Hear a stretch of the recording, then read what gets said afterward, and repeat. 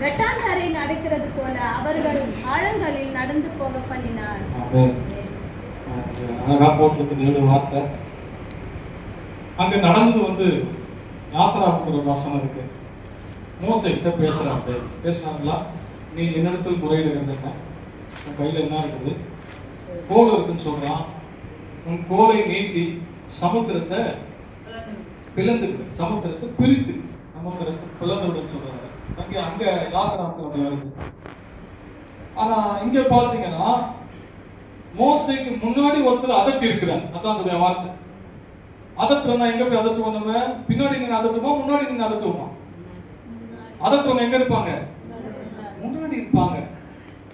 அப்ப ஏன் அவர் அதட்டினார்? அப்ப என்னுடைய பின்னணியை பார்க்கணும். முதல்ல நம்ம ஏன் இந்த மாதிரி ஆண்டவர் அதட்டி அந்த ஜனங்கள் வெளியே கொண்டு வராரு, ஏன் இதை செய்யறாரு கேட்டீங்கன்னா, அவங்க தாத்தாவுக்கு சத்தியம் பண்ணி கொடுத்தாரு. ஆபிரகாமுக்கு என்ன பண்ணாருங்க? சத்தியம் பண்ணி கொடுத்தார். ஆதியாகமம் 15 வசனம் இருக்கு. அந்நிய தேசத்திலே உன் ஜனங்க 430 வருஷம் அடிமைகளா இருப்பாங்க. அவங்கள நான் விடுதலை பண்ணி வெளியே கொண்டு வருவேன். அவங்க வரும்போது வெறுமையா வரமாட்டாங்க, வெள்ளியோடும் பொண்ணோடும் அவங்களை புறப்பட பண்ணுவேன் அப்படின்னு சொல்லிட்டாங்க. ஆனா வந்ததுல இருந்தே அவங்களுக்கு கஷ்டம்தான். வந்ததுல இருந்து யோசேப்பு அறியாத ஒரு பார்வன் எழுப்பினான். பார்வன் அந்த நாட்டாள இன்னொரு ராஜா எழுப்பினான். எழுந்த உடனே ரொம்ப ப்ரெஷர் கொடுக்குறாங்க அந்த ஜனத்துக்கு. யாருக்கு? கடவுளுடைய பிள்ளைங்களுக்கு ரொம்ப பாடு வந்துச்சு. அப்ப அவங்க என்ன பண்றாங்க? ஒடுக்கப்பட்டாங்க. என்ன பண்ணாங்க? ஆலோட்டினால, அந்த பாலம் வச்சிருக்கிற அந்த அதிகாரிகளால ரொம்ப ஒடுக்கப்பட்டாங்க, ரொம்ப சிறுமப்படுத்தப்பட்டாங்க. தேவனை சொல்றாரு, நான் என்னத்தெல்லாம் பார்த்தேன். அவங்க ஒடுக்கப்படுறாங்க, அவங்க சிறுமப்படுறாங்க, அவங்க உபத்திரப்படுறாங்க, அவங்க ஜீவன் கசப்பாயிடுச்சு. ஒடுக்கப்படுறாங்க. ஒடுக்கப்படுதல் எவ்வளவு பெரிய ஒரு அவஸ்தை தெரியுமா? ஒடுக்கம் என்ன அர்த்தம் தெரியுங்களா? அவங்களை கண்டுக்காம ஓரங்கட்டதுக்கு பேர் தான் ஒடுக்கு. ஒரு மாதிரி ஒடுக்கி மேலேயே வரக்கூடாது. என்ன பண்ணக்கூடாது? மேலேயே வரக்கூடாது. அப்படியே ஒடுக்கி கீழ்படுது, ஒடுக்குறாங்க. பயங்கரமான உபத்திரம் அவங்களுக்கு. இஸ்ரேல் உட்காந்துக்குவாங்க, உட்காந்துக்குவான். நீ எசப்பா வார்த்தை பார்க்க முடியல, கொஞ்சம் பாருவா உட்காந்துக்குவான். என்ன பண்ண முடியலங்க? உபத்திரப்படுறாங்க. ரொம்ப உபத்திரம். அவங்க உயிர், அவங்க ஜீவன் அவங்களுக்கு கசப்பா மாறக்கூடிய அளவுக்கு பிரஷர். யாரால? அந்த தேசத்து ராஜாவால, அந்த தேசத்து அதிகாரிகளால, இவங்க வேலை வாங்குற அந்த பெரிய சர்வெண்ட், அவங்களுக்கு பெரிய ஆட்களால இவங்களுக்கு ரொம்ப கசப்பாயிடுச்சு. இதுல இவங்க என்ன பண்ணாங்க? தேவன்கிட்ட முறையிடுறாங்க. என்ன பண்ணாங்க? தேவன்கிட்ட பேசுறாங்க. ஒரு மனுஷன் சாதாரணமா பேசும்போது அவன் எல்லாத்தையும் தாங்கிக்குவான். ரொம்ப ஒடுக்கப்பட்டு நெருக்கப்பட்டு வேதனைப்பட்டு வரும்போது அவன் புரியாம பேச முடியாது. அவங்க எப்படி பேசுறாங்க? பெருமூச்சு விடுறாங்க. எப்படி விடுவாங்க? பெருமூச்சு. இல்லையே, என்னால அதை தாண்டி செல்ல முடியல பெருமூச்சு விடுகிற நேரத்துல அவங்க பெருமூச்சையும், அவங்க இருக்கிற கூக்குரலையும், அவங்க இருக்கிற அந்த வேதனையின் சத்தத்தையும் நான் கேட்டேன் மோசே கிட்ட சொல்லுவாங்க. அவங்க கேட்கிறாங்க, நீங்க இருக்கிற பெருமூச்சு, நீங்க இருக்கிற சத்தத்தை, நீங்க படுற வேதனை. அவர் சொல்ற, நான் அவர்களுடைய உபத்திரவங்களை பார்க்கவே பார்த்து. என்ன சொல்லுவாங்க? நம்ம நினைக்கிறோம் நம்ம படுற உபத்திரம் ஆண்டவர் பார்க்கல போடுறது. எல்லாமே தெரியுங்க அவருக்கு. தெரியுமா? தெரியாதுங்களா? அவருக்கு தெரியுதுதான், உங்களுக்கு தெரியல. எனக்கு அவர் என்ன பார்க்கிறாருன்னு சொல்லி எனக்கு தெரியல. ஆனா அவர் என்ன பண்றாரு? நான் அவர்களுடைய உபத்திரவங்களை பார்க்கவே பார்த்து அவர்களுக்கு உதவி செய்யும்படி இறங்கினேன். தேவன் இரக்கத்தில் ஐஸ்வர்யம் உள்ளவர். இறங்குகிற தேவன். யாருங்க? இறங்குகிற தேவன். ஆபிரகாம் சொன்னார், வெளியே கொண்டு வருவேன்னு. இவங்க போய் அடிமைகளா வாழ்ந்தாங்க. வெளியே கொண்டு வர்றதுக்கு 10 வாதைகளை எகிப்தின் மேல வர பண்ணார். 9 வாதைக்கு அவன் அசைவாசி. கல்மழை வந்துச்சு, புழுதி, மண் புழுதி, தேவல தவளை வந்துச்சு, தங்கை ரத்தமா மாறிச்சு, கல்மழை, நிறைய 9 வாதைக்கு அசைவாசையில கடைசியா தலைச்சுக்குள்ளே சங்காரம் பண்ண. எகிப்துல இருக்கிற எல்லாத்தையும், அந்த ராஜாவின் முதல் வேலைக்காரத்தில் இருக்கிற மூத்த பிள்ளை தலைச்சன் பிள்ளைய சங்காரம் பண்ணார். அந்த சங்காரத்தினால அவங்க பயந்து எங்களை விட்டு போங்க வெளியேனாங்க. அவன் துரிதப்படுத்தினான், போ வெளியே. என்ன சொல்றாங்க? நீங்க வெளியில போயிடுங்க, சீக்கிரமா போங்கண்ணா. ஆண்டவர் முதல்ல எதை பார்த்தா இருப்பாங்க? யாத்திராகமம் 2ஆம் அதிகாரம் 24 24 25.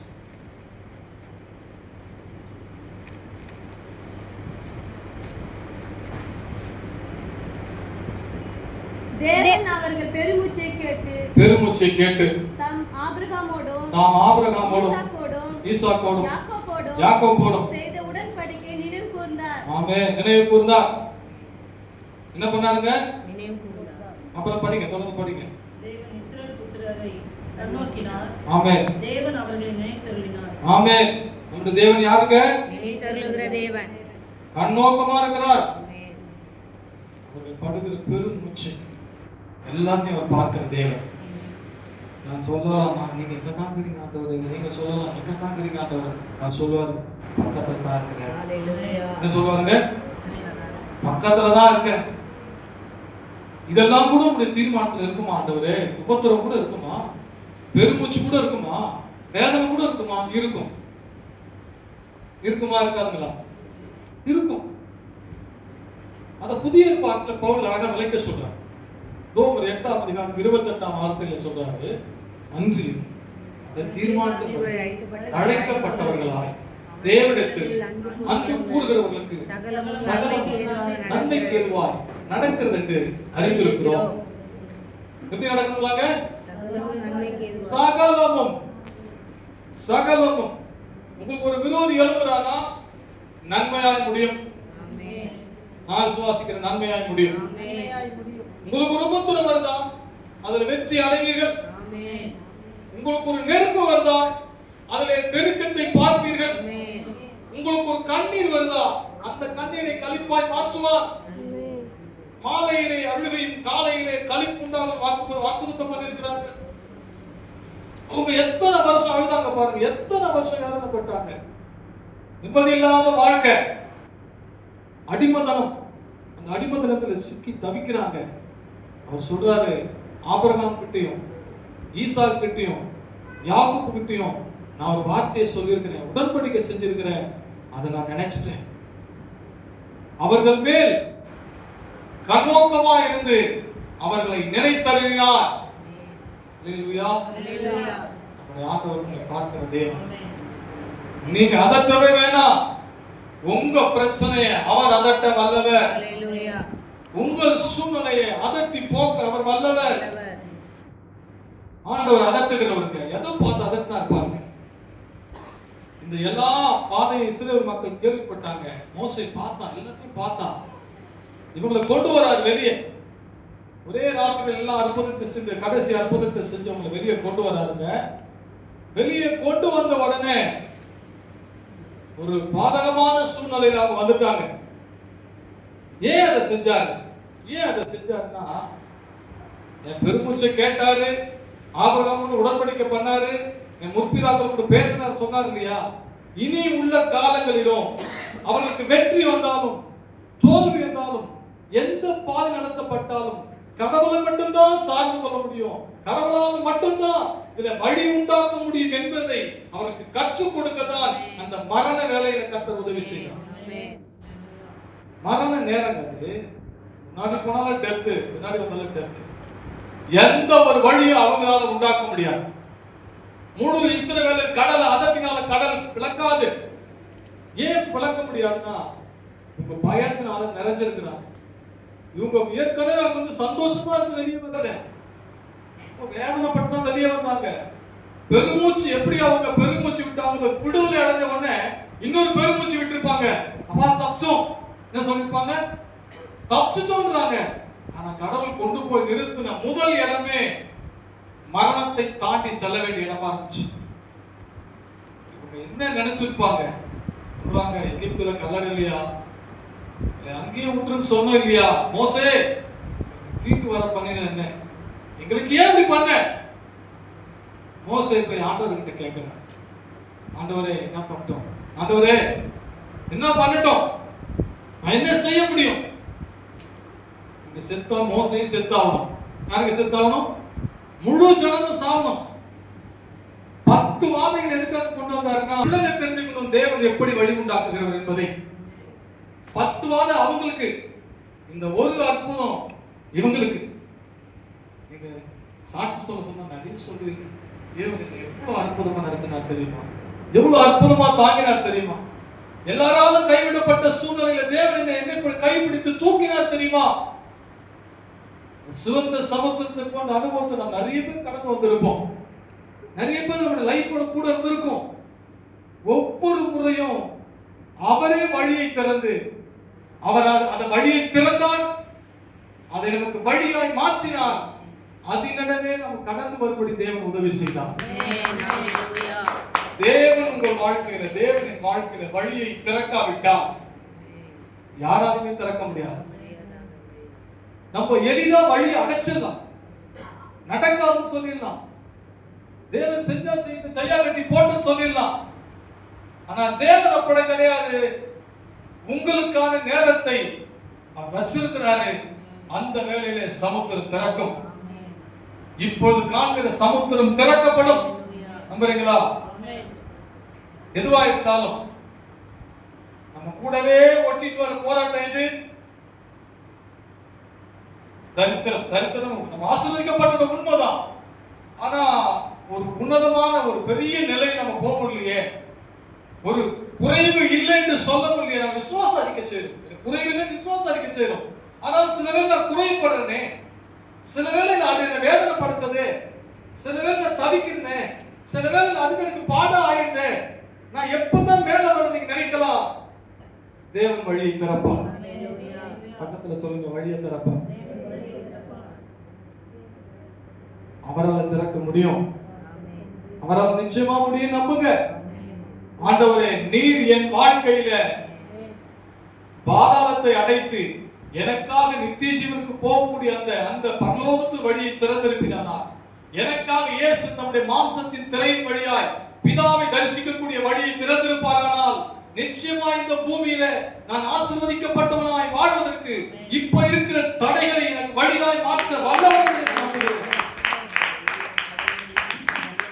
நீங்க நம்புங்க, நீங்க நம்புங்க, அதிகமா நம்புங்க. கடவுள் திறக்க வல்லவர், நம்புங்க.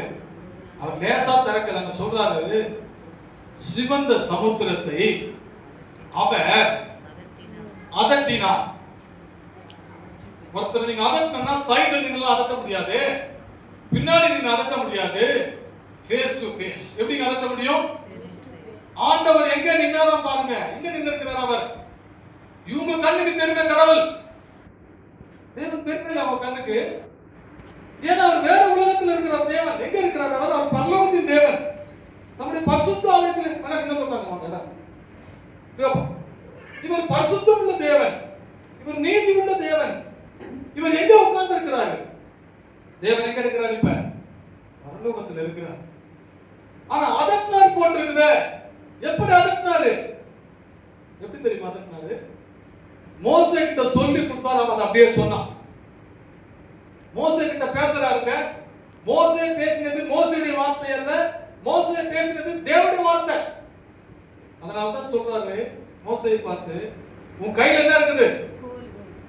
கோல் இருக்குது ஆண்டவரே. இது என்ன பண்ணு? இது என்ன பண்ணு? நீ நீட்டி சமுத்திரத்தை வளர்ந்து விடுன்னு சொன்னார். அல்லேலூயா. பேசினது யாருங்க? ஜனங்களுக்கு முன்னாடி பேசுறது யாரு? மோசே. மோசேக்கு முன்னாடி பேசுறது யாரு? தேவன். கடலை அதட்டினது யாரு? அந்த வார்த்தையை பெற்று அப்படியே வேதத்தில் ஒரு வார்த்தை வரும், கிதியோனுடைய பட்டயம், கர்த்தருடைய பட்டயம். தேவனுடைய வார்த்தை உங்களுடைய வார்த்தை. தேவன் வழி திறக்க செய்வார் என்பதை நம்புறீங்கன்னா நீங்களே செய்யலாம்.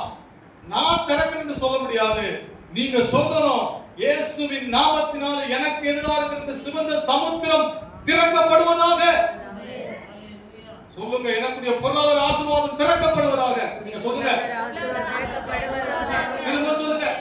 எனக்குரிய பொருளாதார ஆசீர்வாதம் திறக்கப்படுவதாக. சுகமாகிய சிவந்த சமுத்திரம் எனக்கு திறக்கப்படுவதாக. சுகமாகிய சிவந்த சமுத்திரம் எனக்காய் திறக்கப்படுவதாக. தேவன் எதை வழியாக வச்சார்னா, நமக்கு எது பெரிய தடையா தோணுதோ அந்த பெரிய தடையை தேவன் உங்களுக்கு பெரிய வழியாக மாற்றுவார். நான் நம்புறேன். எவ்வளவு தடை வந்தாலும் கவலைப்படாதீங்க. அங்க 3 சத்தத்தை பார்க்க முடிஞ்சது. சமுத்திரத்துடைய எத்தனை சத்தங்க? மக்களின் சத்தம். அடுத்தது யாருடைய சத்தம்? மோசேயின் சத்தம். 3வது தேவனுடைய சத்தம். இந்த 3 சத்தத்துல ஒரு சத்தம் அவிசுவாசமான சத்தம். மோசே வேதனைப்பட்டு போடுற சத்தம். 3வது ஒரு நபர் போடுறாரு வெற்றியின் சத்தம். அந்த வெற்றி உங்களுக்குடையது. சமுத்திரத்தை 2ஆக பிளந்தவரை துதிகள் போட்டிருக்குது. நீங்க சின்ன வயசுல இருந்து எத்தனை சமுத்திரத்தை தாண்டி வந்திருப்பீங்க. ஒவ்வொரு சமுத்திரத்திலும் நீங்கள் காணாத ஒருவர் உங்களோடு கூட இருந்து அற்புதமாய் வழித்தவர் நடக்கிறார். நீங்க அவரை பார்க்க வேண்டியதே இல்லைங்க. அவர் எப்படி நடத்துறார் மட்டும் பாருங்க. அவர் எப்படி நடத்தினார், அவர் எப்படி வழி உண்டு பண்ணினார். சமுத்திரத்தை அதட்டினார். என்ன பண்றாங்க? சமுத்திரத்தை அதட்டினார். அதட்ட உடனே மேல மட்டும் சேஞ்சஸ் வரல, கடல்ல பூமியிலயும் ஒரு சேஞ்சஸ் வந்தது. அங்க பாருங்க 3 காரியம். நீங்க வசனத்தை கவனிச்சீங்கன்னா, தேவன் எப்பொழுதுமே ஒரு சின்ன காரியத்தை சொன்னாலும் திருத்துவத்தை கையாளுறவர். எதை கையாளுவாங்க? திருத்துவத்தை. பிதாவாகிய தேவனாகவும் குமாரனாகிய கிறிஸ்துவாகவும் பரிசுத்த ஆவியானவர் இருக்கிறதுனால எப்ப செஞ்சாலும் ஒரு வசனம் நீங்க வாசிக்கும் போது 3 காரியங்கள் அடங்கி இருக்கும். இப்ப படிங்க 106:9 படிங்க. அவர் சிவந்த சமுத்திரத்தை அதட்டினார், அது வற்றி போயிற்று. வெட்டாந்தரையில் நடக்கிறது போல அவர்களை ஆழங்களில் நடந்து போக பண்ணினார். ஆமென். என்ன சொல்றாரு? ஃபர்ஸ்ட் என்ன பண்ணாருங்க? சிவந்த சமுத்திரத்தை அதட்டினார். அப்புறம் என்ன நடந்தது? அதட்டின உடனே வற்றி போயிற்று. அல்லேலூயா. அல்லேலூயா. உங்களுக்கு தேடி வரக்கூடிய எல்லா பிரச்சனையும் வற்றி போக பண்ணுகிற தேவன். எது தேடி வந்தாலும் உங்களை ஒன்றும் பண்ண முடியாது. நம்புங்க. இந்த பிரச்சனையை காட்டிலும், இந்த சிவந்த சமுத்திரத்தை காட்டிலும் அதை தம்முடைய வார்த்தையினால அதட்டி வற்றி போக பண்ணுகிற அந்த தேவன் என்னுடைய ராஜா. உங்களை எங்க நடக்க பண்ணாராங்க? எங்க நடக்க பண்ணாரா? நம்ம பீச்சுக்கு போவோம். ஒரு 10 அடி தள்ளி போடாத நானும் போயிட்டு என்ன ஆகும்? சமீபத்தில் கூட அலை வந்து ஒரு பையனை தூக்கி ஓடிடுச்சு. வாலிப பையன் தூக்கி ஓடிடுச்சு. இவங்களை எங்க நடக்க பண்ணாரு பாருங்க. எங்க நடக்க பண்ணாருங்க? கடல் தான். என்ன கடல்? கடல் எவ்வளவு பெருசா இருக்கும். நம்ம எல்லாரும் இக்கரையை பார்க்கிறோம். அக்கறையை பார்த்திருக்கிறோமா? எந்த ஊருக்கு போனாலும் இக்கரை தெரியும். அங்க என்ன இக்கரை தெரியும், அக்கறை யாருக்குமே தெரியாது. அவங்களை எங்க நடக்க பண்ணாரு? அவர் அதட்ட உடனே அந்த தண்ணி வலது பக்கமும் இடது பக்கமும் குவியலா நின்றுச்சு. வெட்டாந்தரை ஆக்கினாரு, வற்றி போக செஞ்சாரு, ஆழங்களிலே நடக்க பண்ணினார். அவங்களுக்கு எப்படி இருந்து யோசித்து பாருங்களேன். முன்னாடி நைட்டு அப்படியே புலம்பல், ஐயோ செத்துருவோம் பழகுது, முடிச்சிடும் பழகுது, நான் என்னத்தான் பண்ண போறேன் தெரியலையே தெரியலையே தெரியலையே. மோசேயும் கர்த்தரையும் ஒரு மாதிரி நினைச்சவங்க. யார் இன்றைக்கு கர்த்தரை முறுமுறுக்கிறார்களோ, யார் இன்றைக்கு கர்த்தர் ஒரு மாதிரி சிம்பிளா நினைக்கிறாங்களோ, என்னடா வாழ்க்கை நினைக்கிறாங்களோ, அவருடைய வாயை ஆனந்த களிப்பினால் நிறைத்து வெற்றினால் நிறைத்து வெளியே கொண்டு வரும்போது முதலாவது தேவன் இருதயத்துக்கு வாய்ப்பு மாற்றத்தை கொடுக்கிறார். இதே ஜனங்க தாங்க பெரிய மாற்றம் வந்துச்சுங்க கொஞ்ச நேரத்துல. எப்படி இருந்திருக்கும் பாருங்க. தேவனுடைய வார்த்தை ஏறக்குறைய 20 லட்சம் பேருடைய ஜீவனை பாதுகாக்குமானால் உங்கள் ஜீவனையும் உங்கள் சந்ததி ஜீவனையும் பாதுகாப்பது அதிக நிச்சயம். சும்மா கிடையாதுங்க. அவங்க எப்படி போனாங்களா? அணி அணியா போனாங்களோ. கூட என்னெல்லாம் போச்சுங்க, கூட என்னெல்லாம் போச்சு. அந்த சமுத்திரத்தை அவர் திறந்த உடனே மிருக ஜீவன்லாம் கூட போச்சுங்க. ஆடு மாடுகள் என்னெல்லாம் வச்சிருக்காங்க அதெல்லாம் அக்கறைப்பட்டது. அவங்க எகிப்துல கொள்ளையிட்டாங்க பாருங்க, வெள்ளி உடைமை பொன்னுடைமைகள் அதெல்லாம் அக்கறைப்பட்டது. ஒரு பெண்ணு கூட இக்கரையில வைக்கப்படவில்லை. ஏன்னா எகிப்திலே நம்முடைய ஆசீர்வாதம் தங்குவது தேவனுக்கு விருப்பம் கிடையாது. அந்த நியாயமான ஆசீர்வாதத்தை கேட்டு வாங்கினாங்க. கூலியை அநியாயமா பிடிச்சு வச்சான். அவனுக்கு வர வேண்டிய வருமானத்தை அநியாயமா பிடிச்சு வச்சான் எகிப்து ராஜா. அந்த ஆட்டுக்குட்டியின் ரத்தத்தின் வழியாய் அன்று இரவே விடுதலையாக்கப்பட்டதனால இனி வரும் காலங்களிலும் தங்களுடைய விடுதலை ஆட்டுக்குட்டியின் ரத்தத்தினால் மட்டுமே என்பது அறியும்படி தேவன் அந்த காரியத்தை செய்தார். அந்த ரத்தம் பின்னிட்டு போவதற்கல்ல, எப்பேற்பட்ட தடைகளையும் வெற்றியோடு கடப்பதற்கு இயேசுவின் ரத்தம் உங்களுக்கு போதுமானதாக இருப்பதாக. அவங்க பின்னாடி போயிட்டு தான் அந்த ரத்தத்துக்கு அவமானங்க. நீங்களும் நானும் ஏழ்மையில செத்து போயிட்டா, நாம வறுமையில செத்து போயிட்டா, ஒன்றும் இல்லாம எதுவுமே இல்லாம இந்த உலகத்தை விட்டு போனோம்னா அந்த ரத்தத்துக்கு வல்லமையே இல்லைன்னு அர்த்தம். வெறும் விடுதலைக்காக மாத்திரமல்ல, அந்த ரத்தம் பாதுகாப்புக்கு உதவினது. அந்த ரத்தம் என்னுடைய தரித்திரத்துக்கு உதவினது. அந்த ரத்தம் என்னுடைய உயர்வுக்கு உதவினது. இந்த ரத்தம் எப்பேற்பட்ட ரத்தங்க. ஒவ்வொரு குடும்பத்துக்கும் ஒரு ஆட்டுக்குட்டி தெரிந்து கொள்ள கடவன்னா, ஆனா முழு உலகத்துக்கும் பிதாவாகிய தேவன் தெரிந்து கொண்ட ஆட்டுக்குட்டி கிறிஸ்து. அந்த கிறிஸ்துவின் ரத்தத்தின் மூலமாக நாம பின்னிட்டல்ல, முன்னிட்டு போவதற்கு உங்களுடைய திறமை தேவையில்லை, உங்களுடைய பலம் தேவையில்லை.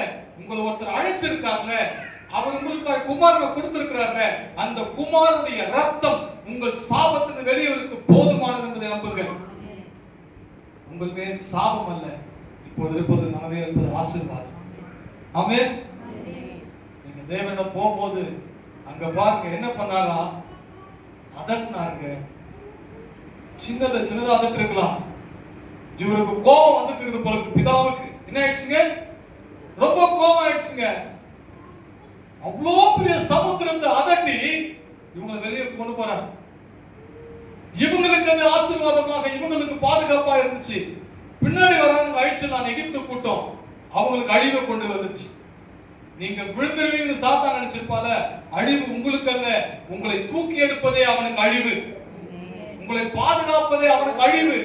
உங்களை ஆசீர்வதிப்பதே அவனுக்கு அழிவு. இந்த மனுஷனுக்கு கூட கொஞ்சம் பந்தா, அதுக்காக உங்களை ஆசீர்வதிக்கல. சாத்தான் இருக்கிற இடத்துக்கு, சாத்தான் இருக்கிற இடத்துக்கு நீங்க போகணும்னு அவன் நினைச்சா இல்லையா, அவனுடைய வாயில் இருந்து, அவருடைய கையில் இருந்து, அவருடைய திட்டத்திலிருந்து சிலுவை குற்றமற்ற ரத்தத்தினால நீங்களும் அவன் மீட்கப்பட்டதனால அந்த மீட்பின் ஒரு வல்லமை தான் பொருளாதார ஆசீர்வாதம். நம்பணும். நீங்க உங்களை பார்த்து சொல்லணும், நான் நன்றா இருப்பேன், நான் நல்லா இருப்பேன், அநேக ஆயிரங்களுக்கு கொடுக்கும்படி என்னை அவருடைய தலையை உயர்த்துவார். தேவ மகிமையின் தேவன், அவரின் ரட்சிப்பின் கேடகம், அவரின் ரட்சிப்பின் கண்மலை, நான் நம்புகிறது நிச்சயமாய் என்னை தட்டி கொடுத்து போகும். நீங்க தேடலாம், அது ஒரு நம்மளை தேடி, எது ஒரு நம்மளை தேடி, உலகம் அதை தேடி போகுது. உலகம் அதுக்காகவே வாழுது. உலகம் வேற மெத்தட்ஸ் எல்லாம் ஃபாலோ பண்ணுது. நீங்க ஃபாலோ பண்ணக்கூடிய ஒரே ஒரு வழிமுறை விசுவாசிப்பது. எதங்க பண்ணணும்? என்ன என் நண்பர் அடிக்கடி பார்த்து சொல்றாரு ஒருத்தர், நீ உஷார் இல்லாத பாஸ்டர், ஏமாத்தினா எவ்வளவு பெரிய ஆளா இருப்ப. அப்பா அப்படிப்பட்ட காசு எனக்கு வேணாப்பா, நான் இங்க வருவதே ஏமாத்துறது கிடையாது. எங்க வருவதே இந்த ஃபெலோஷிப் வருவதே நான் ஏமாத்த கிடையாதுன்னா மற்றவங்களை ஏமாத்தி நான் ஏன்பா வரணும்? இல்ல, நீங்க இத்தனை வருஷமா ஊழியத்துல இருக்கிறீங்க, உங்களுக்கு பின்னாடி வந்தவங்கலாம் என்ன காரு, என்ன சர்ச்சு, என்ன பாடபரம். நான் சொன்னேன் அதெல்லாம் வேணாம், எனக்கு எது வேணாம், அதெல்லாம் வேணாம். நான் தேவனுடைய பிள்ளையா இருக்கிறேன், அதுவே பெரிய உயர்வு, அதுவே பெரிய ஆசீர்வாதம். நம்ம வரலீங்களா? அது எனக்கு வேண்டும் என்பதை அவர் அறிவார், ஏற்ற காலத்தில் அதை தருவார்.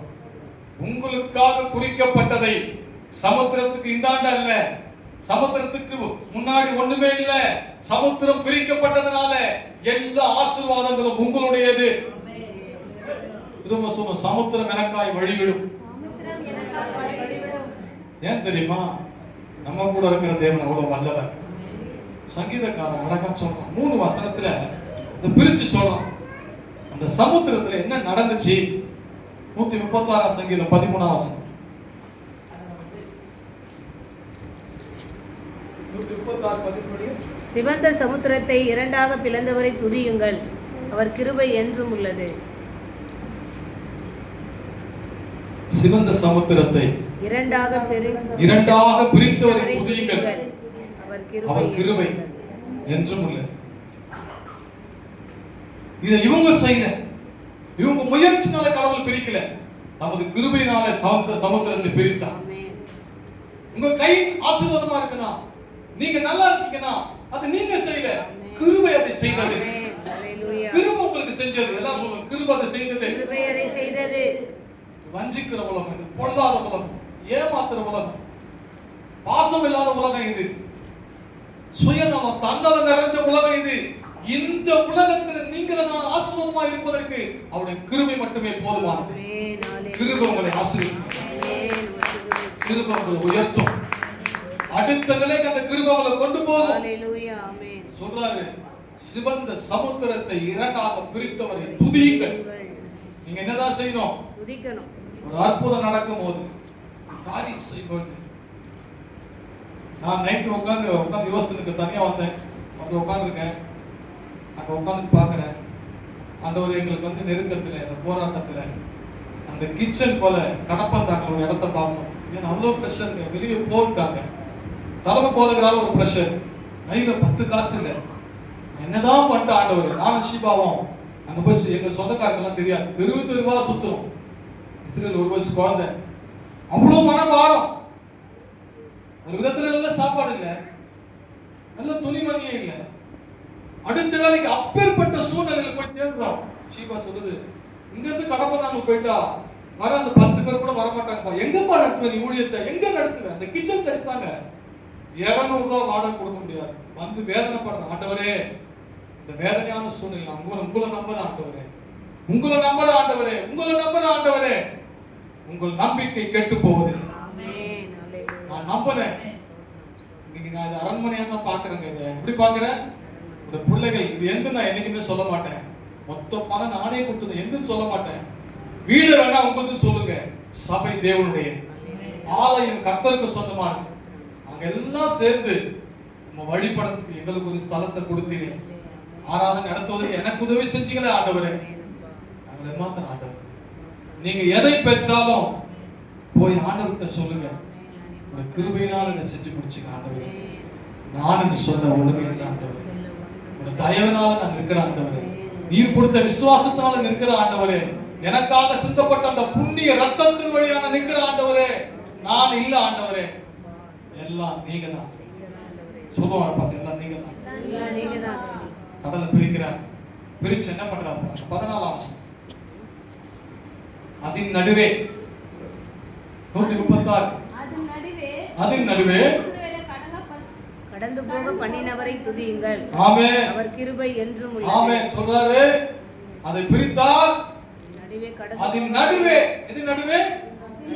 அதன் நடுவே. குழந்தை கொஞ்சம் கண்ட்ரோல் பண்ணுங்கம்மா, அவன் சுத்தி நிற்கிறாமா, கொஞ்சம் உட்கார வச்சு. அப்பா அப்பா அப்பா தாத்தா.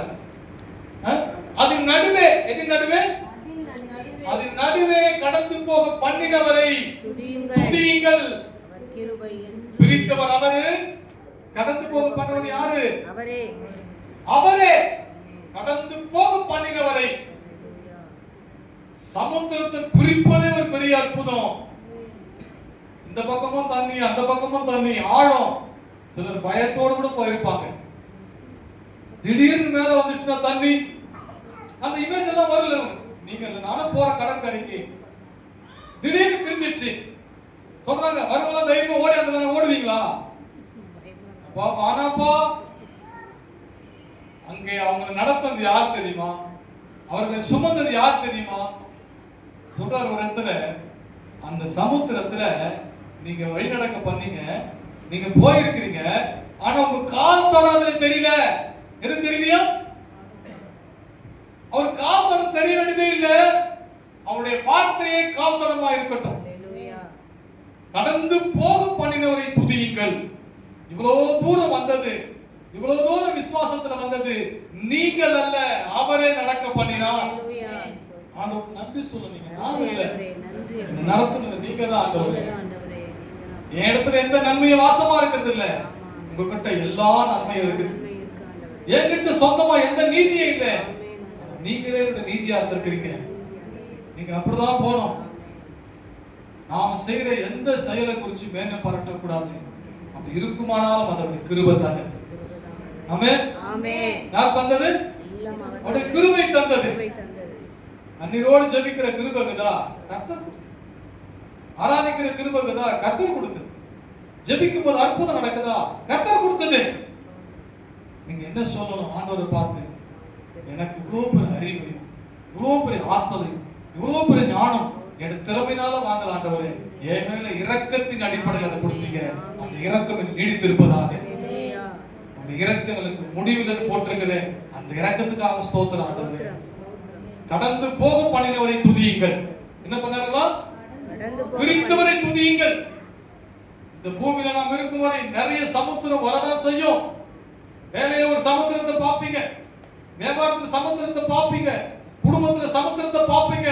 கவலைப்பட வேணாம். உங்கள் சார்பா நின்று அதை அதட்டி பிரிக்கிற வல்லமை இந்த தேவனுக்கு கூட இருக்கிறார். நீங்க அதட்ட வேண்டாம்.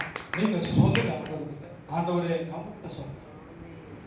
மோசே உடைய சார்பாய் அதை அதட்டி ஜனங்கள் காணும்படி செய்தது போல என் கண்கள் காணட்டாங்க. என்னுடைய எல்லா விஷயத்திலும் உங்களுடைய அற்புதத்தை நான் காணலாம்.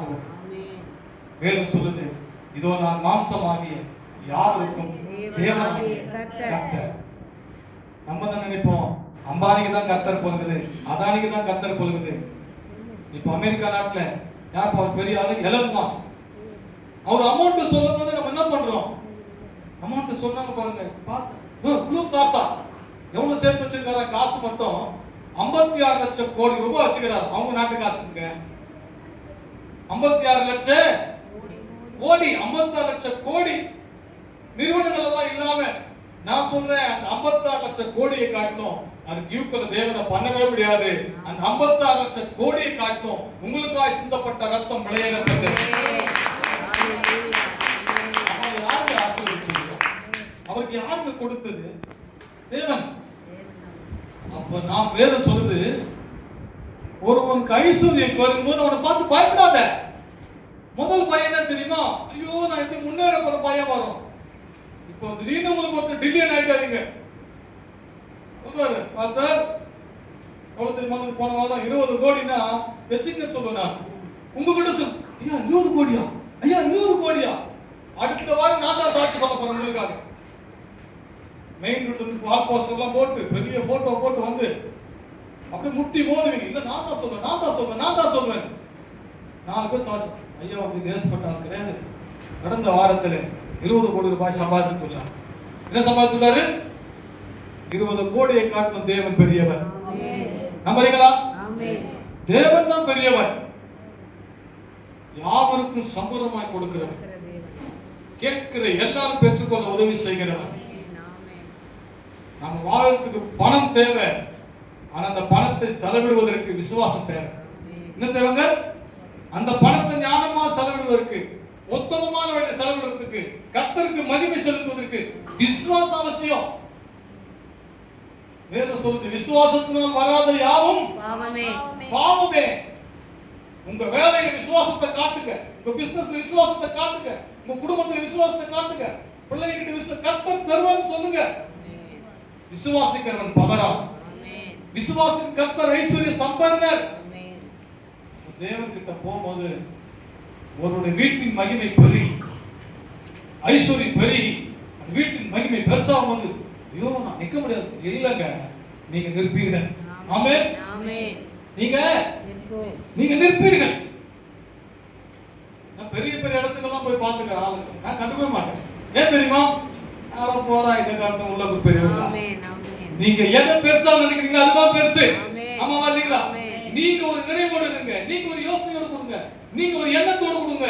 இந்த பூமியில நான் சம்பாதிக்கிற எல்லா ஐஸ்வர்யத்தை காட்டும் என் தேவன் பெரியவர். இந்த உலகத்தை காட்டும் அவர் பெரியவர். உலகத்தில் இருக்கிற எல்லா ஐஸ்வர்யத்தை காட்டும் பெரிய ஐஸ்வர்யம் என் தேவன் பெரியவர். அவரை பார்த்தீங்கன்னா ஒரு கலக்கமே வராது. இன்னும் கேட்டா நீங்க ஒண்ணுமே இல்லாம பெரிய பணக்காரர் நிமிர்ந்து நிக்கணும். நீங்க எப்படி நிக்கணும்? அவர்களோடு இருக்கிறதை பார்க்கலாம் நம்மோடு இருக்கிறது அதிகம். ரட்சிக்கப்படாத ஒரு மனுஷன் கிட்ட பணம் என்ன கொடுக்கணும்? ரட்சிக்கலையே, ரட்சிக்கப்படலையே. அம்மா நீங்க கோடி இருந்தா பிரயோஜனம், அதான் நீங்க கோடி இருந்தா பிரயோஜனம். ஆனா உங்ககிட்ட ஏன்கிட்ட தான் அது பிரயோஜனம். அது ஏழைகளுக்கு உதவி பண்ணுவோம், ஆலயங்களுக்கு உதவி பண்ணுவோம், இல்லாதவங்களுக்கு உதவி பண்ணுவோம். நீங்க சொல்லணும் அங்க ஒண்ணுமே இல்லை, அவன் தன்னை காலத்துக்கு ஐஸ்வர்யமா இருக்கிறான். நீங்க என்ன ஆசீர்வதிக்கும் போது நான் உங்களை காட்டி கொடுப்பேன். நம்ம யாரை காட்டி கொடுக்கணுங்க? யாரை காட்டி கொடுக்கணும்? அவரை காட்டி கொடுக்கணும். என் தேவன் எவ்வளவு பெரியவர் பாரு, அவர் எவ்வளவு இரக்கம் உள்ளவர் பாரு, அவர் எவ்வளவு தயவு உள்ளவர் பாரு. சொல்றாரு கடந்து போக பண்ணினவரை துதியுங்கள். மூணாவது காரியத்தை செய்யணும். 15ஆம் வசனம். பார்வோனையும் அவன் சேனைகளையும் சிவந்த சமுத்திரத்தில் கவிழ்த்து போட்டவரை துதியுங்கள். ஆமென். பார்வோனையும் அவன் சேனைகளையும் சிவந்த சமுத்திரத்திலே கவிழ்த்து போட்டவரை துதியுங்கள். ஆமென். அவர் கிருபை என்றும் உள்ளது. இப்ப அவன் நேரா போய் மாட்டை கவுத்து போட்டுக்க முடியுமா? சிறுவர் எல்லாம் நீச்சல் அடிக்கிற பழக்கம் இருக்குது, கணக்காக நீச்சல் அடிச்சு போயிட்டாங்க. அவன் கவுந்திருப்பானா? கவுந்திருப்பான் நினைக்கிறீங்க? விட்டுதா போலாம் நினைச்சிருப்பான். பிரச்சனை வந்து உங்களுக்கு அல்ல, உங்களுக்கு சமுத்திரம் தான் பிரச்சனை. ஆனா அவனுக்கு எதிர்காலமே பிரச்சனை. பார்வோன் பிசாசுக்கு அடையாளம், அவனை சேர்ந்த தூதர்கள் உலகத்தில் இருக்கிற பாவ காரியத்துக்கு அடையாளம். இவர்களை கடக்க பண்ணினார், இவர்களை கவிழ்த்து போட்டார். உங்களுக்கு எதிராக வருகிற எல்லா வல்லமை கவிழ்க்கப்பட்டு அழிந்து போயிடும். நீங்களோ நிலையாக இருப்பீர்கள். நீங்கள் அக்கறை படுவீர்கள். அக்கறைக்கு தேவன் உங்களை கொண்டு செல்வார். அவங்க என்ன பண்ணாங்களா? அவங்க துணிச்சாங்களாம். என்ன பண்றதுங்க? பார்வோன் அவன் சேனை அப்படி செய்ய துணிந்து என்ன செய்ய துணிஞ்சாங்க? இவங்க போயிட்டாங்கல்ல, இவன் இந்த கர்த்தருடைய அற்புதமா நினைக்கல, அவங்களோட நினைக்கல. ரெண்டு பக்கம் தண்ணி நிக்குது, நம்ம தாண்டி போயிட்டு காலி பண்ணலாம் நினைச்சான். உங்களை தொடர்றவனோட கண்ணின் மணியை தொடரும். நீதிமான் சொந்தத்தோடு கர்த்தர் இருக்கிறார். அவன் நடைகளில் ஒன்று பிசகுவதில்லை. அவன் பட்சமாய் கர்த்தர் இருக்கிறார்.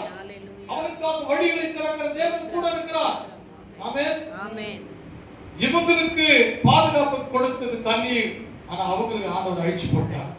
இவங்க அப்படி செய்ய துணிந்து சேனை, ரதம், பார்வோன் எல்லாம் நெருங்கலாம்னு பார்த்தாங்க. மொத்த பேரையும் காலி பண்ணிட்டார்.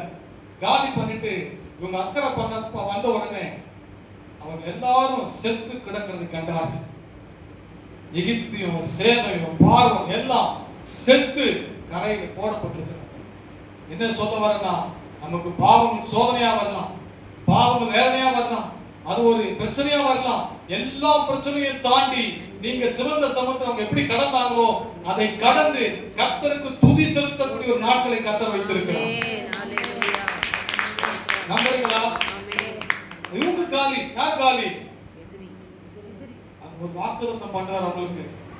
என் வார்த்தையை மட்டும் நீ கேட்டதுக்கு செவி கொடுத்துட்டா உன் விரோதிக்கு நான் விரோதி, உன் சத்துருக்கு நான் சத்து. நான் சொல்றேன், நீ விரோதியா இருக்காத, உன் விரோதிக்கு நான் விரோதியா இருந்துக்கிறேன், உன் சத்துருக்கு நான் சத்துருவா இருந்துக்கிறேன். என் வார்த்தையை மட்டும் கேளுன்னு சொன்னாங்க. தேவனுடைய வார்த்தையை கேட்கிற நாம் பாக்கியவான். தேவனுடைய வார்த்தையை கேட்கிற நாம் ஆசீர்வதிக்கப்பட்டவர்கள். அப்ப அவங்க காலி ஆவாங்க, நான் பாதுகாப்பா போயிடுவேன். எங்க போயிடுவாங்க? நான் பாதுகாப்பா போயிடுவேன். என்ன சொல்ல வரேன்னா, அவர் எவ்வளவு வல்லமையில் இருப்பார். உங்களுக்காக சமுத்திரத்தை மட்டும் இல்ல, உங்களுக்காக பூமியை அசை பண்ணுகிறது. 2 பேர் சிறையில் இருக்கிறாங்க, பவுல் ஸ்டீலா. அவர்களுக்காக சிறைச்சாலையை அசைய பண்ணினார். ஒரு யோசேப்புக்காக அந்த ராஜாவை சொப்பனத்தில் அசைய பண்ணினார். அசைய பண்ணாரா இல்லீங்களா? நீங்க எளிமையா இருக்கலாம், மற்றவங்களுக்கு புரியாத புதிரா இருக்கலாம், ஏதோ வருது போகுது அப்படின்னு நினைக்கலாம், எல்லா இடத்துலயும் நினைக்கலாம், எல்லா இடத்துலயும் உங்களுக்கு விலை இல்லாம இருக்கலாம். நீங்க பார்க்கிற ஒவ்வொரு சமுத்திரத்தையும் அவர் அதட்ட வல்லமை உள்ளவர். அவர் எதை அதட்டினாரு? மார்க்ல 2 காரியம். காற்றை கடலையும் அதட்டினார். அந்த சமுத்திரத்தை அதட்டும் போது கடவுளை பார்க்கவே இல்லை. கடவுள் உலகத்துல பிறந்துட்டாரு, சீசத்தை பார்க்கிறார். இவர் எப்பேற்பட்டவரோ, காற்றும் கடலும் இவருக்கு கீழ்ப்படுகிறதே. பிரச்சனையை செய்யறவங்க அவங்க நீங்க அதட்டாதீங்க. என்னெல்லாம் செஞ்சாலும் மனசுல வச்சுக்கோங்க. உங்க ஜெபரையில போட்டு இயேசுவின் நாமத்தினால அதை அதட்டி துரத்துகிறேன். அதன் மேல் எனக்கு வல்லமை நான் விசுவாசிக்கிறேன். இயேசுவின் நாமத்தில் அதட்டுறேன்னு சொல்லுங்க. எப்படி பண்ணணும்? இயேசுவின் நாமத்தில் அதட்டுகிறேன்.